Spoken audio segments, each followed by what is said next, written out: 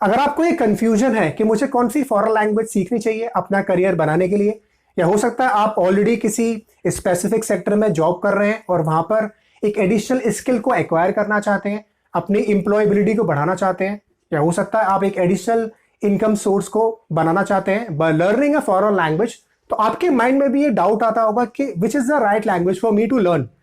या अगर आप एक स्टूडेंट हैं तब भी आपके माइंड में कंफ्यूजन होता होगा कि मुझे कौन सी फॉरेन लैंग्वेज चूज करनी चाहिए उसमें अपना करियर बनाने के लिए। तो आज के इस वीडियो में मैं आपको कुछ ऐसे इंपॉर्टेंट पॉइंट्स बताऊंगा जिसके थ्रू आपको काफी हद तक क्लैरिटी मिलेगी ये जानने में कि which is the right language for me to learn. तो सबसे पहला जो पॉइंट आता है वो आता है career and job opportunities. More than 95% people जो फॉरेन लैंग्वेज सीखना चाहते हैं उनका जो मेन पर्पस होता है वो होता है करियर से रिलेटेड।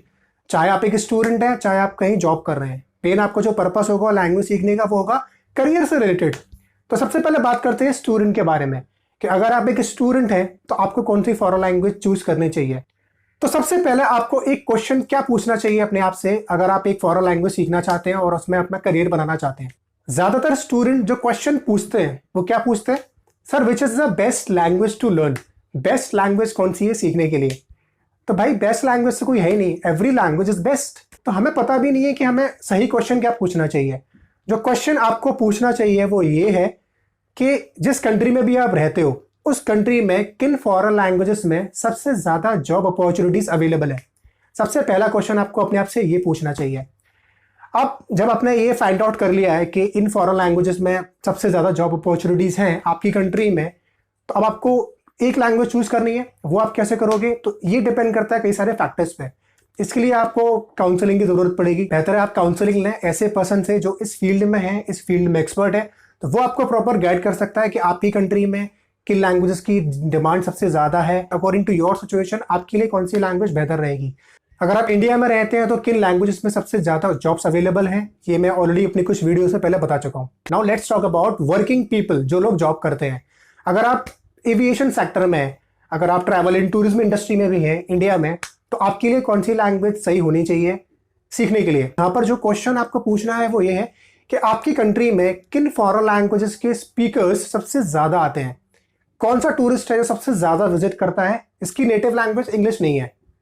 जैसे अगर हम इंडिया की बात करें तो इंडिया में फ्रेंच एंड स्पेनिश। अगर आप ट्रैवल एंड टूरिज्म इंडस्ट्री में हैं, चाहे आप एविएशन इंडस्ट्री में हैं, I would suggest you to go for French and Spanish, क्योंकि फ्रेंच के जो नंबर ऑफ स्पीकर्स हैं, जो स्पेनिश लैंग्वेज के जो नंबर ऑफ स्पीकर्स है वो ऑल ओवर वर्ल्ड में बहुत ज्यादा है। अगर हम फ्रेंच एंड स्पेनिश को दोनों को कंबाइन कर दें तो इनके जो नंबर ऑफ स्पीकर्स हैं वो अराउंड 600 मिलियन प्लस बैठेंगे ऑल ओवर वर्ल्ड में। तो इंडिया में फ्रेंच और स्पेनिश स्पीकर्स सबसे ज्यादा विजिट करते हैं after English speakers. So if you are in aviation industry और in travel and tourism industry in India, I would suggest you to go for French and Spanish. अगर आप engineering की field में या आप ऑटोमोबाइल इंडस्ट्री में हैं तो I would suggest you to go for Japanese and German language, क्योंकि ऑटोमोबाइल इंडस्ट्री की अगर हम बात करें तो ऑटोमोबाइल इंडस्ट्री का जो पूरा हब है वो कहाँ पर है, वो है जर्मनी में या जापान में। जितने भी आप ये ब्रांड्स देखते हो कार के, BMW, मर्सिडीज बेंज, ऑडी, ये कहाँ के हैं, जर्मनी के। ऐसे ही जापान के भी कितने सारे ब्रांड्स हैं। तो ऑटोमोबाइल इंडस्ट्री का हब क्या है, जर्मनी और जापान। तो अगर आप इस फील्ड में हो तो आपको सीखनी चाहिए जर्मन या जापानीज लैंग्वेज। अगर हम बीपीओ सेक्टर की बात करें, अगर आप बीपीओ सेक्टर में जॉब करते हैं तो बीपीओ सेक्टर में 7 या 8 ऐसी लैंग्वेजेस है जिनमें सबसे ज्यादा जॉब्स अवेलेबल है इंडिया में। लेकिन अगर हम मेन लैंग्वेजेस के बारे में बात करें जिनमें सबसे ज्यादा आपको जॉब्स मिलेंगी, तो I would say number 1 is for Spanish.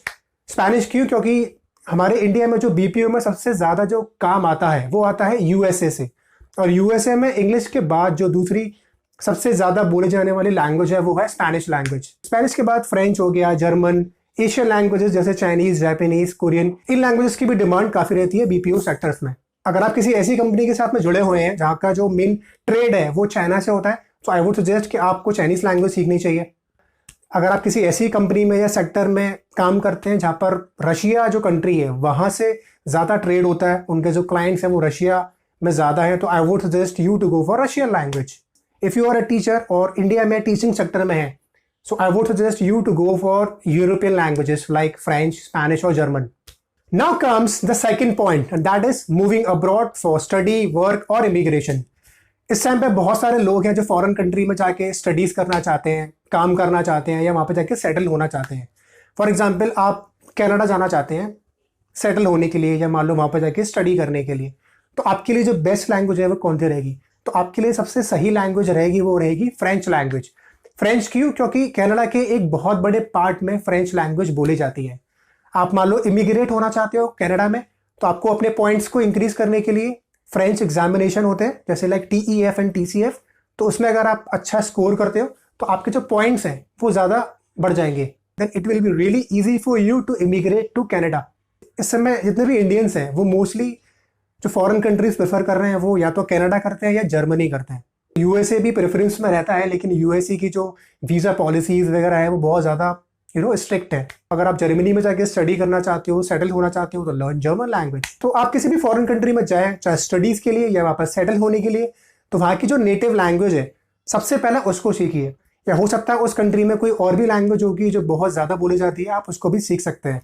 The third point is language difficulty. Her language के अपने अलग अलग चैलेंजेस होते हैं। कुछ लैंग्वेजेस ईजी होती हैं सीखने में और कुछ लैंग्वेजेस थोड़ी डिफिकल्ट होती हैं, उनको सीखने में थोड़ा ज़्यादा समय लगता है in comparison to other languages. यहाँ पर सबसे पहले आपको खुद को एवेल्युएट करना है, खुद को एनालाइज करना है। आपको क्वेश्चन पूछना है कि are you a good language learner? क्या आप लैंग्वेज सीखने में अच्छे हैं?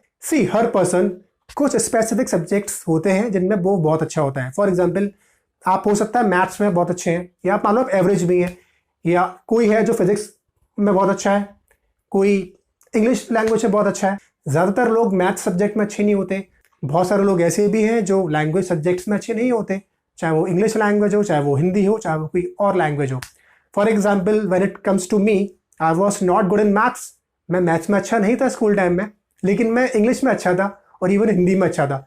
तो मेरे इंग्लिश सब्जेक्ट में और हिंदी में सबसे ज़्यादा नंबर आते थे। मैं कई सारे स्टूडेंट्स को लैंग्वेज पढ़ाता हूँ, तो मुझे पता है कि कुछ स्टूडेंट्स ऐसे होते हैं जिनकी जो लर्निंग एबिलिटी होती है लैंग्वेज के मामले में वो बहुत ज़्यादा अच्छी होती है। वो लैंग्वेज के जो कॉन्सेप्ट्स हैं उनको जल्दी ग्रैब करते हैं, जल्दी कैच करते हैं। कुछ स्टूडेंट्स ऐसे होते हैं जिन्हें थोड़ी डिफिकल्टी आती है, और कुछ स्टूडेंट्स ऐसे होते हैं जिन्हें बहुत ज़्यादा डिफिकल्टी आती है लैंग्वेज सीखने में। The last point is interest. हो सकता है आपका किसी स्पेसिफिक कंट्री के कल्चर में इंटरेस्ट हो, तो उस कंट्री के कल्चर से एसोसिएटेड जो लैंग्वेज है आप उसको सीख सकते हो, क्योंकि आपको उस कंट्री के कल्चर में इंटरेस्ट है। तो जो लैंग्वेज आप सीखोगे उससे एसोसिएटेड, उसमें ऑटोमेटिकली आपका जो इंटरेस्ट है वो डेवलप हो जाएगा और आपका लैंग्वेज सीखना बहुत आसान हो जाएगा। लेकिन जिस लैंग्वेज में भी आपका इंटरेस्ट है, उस लैंग्वेज के थ्रू अगर आप अपना करियर बिल्ड करना चाहते हैं, तो आपको वहाँ पर ये भी देखना होगा कि उस लैंग्वेज में संभावनाएं हैं या नहीं है, अपॉर्चुनिटीज़ उस लैंग्वेज में है या नहीं है, अगर आप करियर भी बिल्ड करना चाहते हैं उस लैंग्वेज के थ्रू। तो ये थे वो 4 पॉइंट्स जिसके थ्रू आई होप आपको काफ़ी हेल्प मिलेगी अपने लिए राइट लैंग्वेज चूज़ करने में। ये वीडियो अगर आपके लिए यूजफुल रहा हो तो प्लीज़ इस वीडियो को लाइक करें और मुझे कमेंट में लिख के भी बताएं कि ये वीडियो आपको कैसा लगा।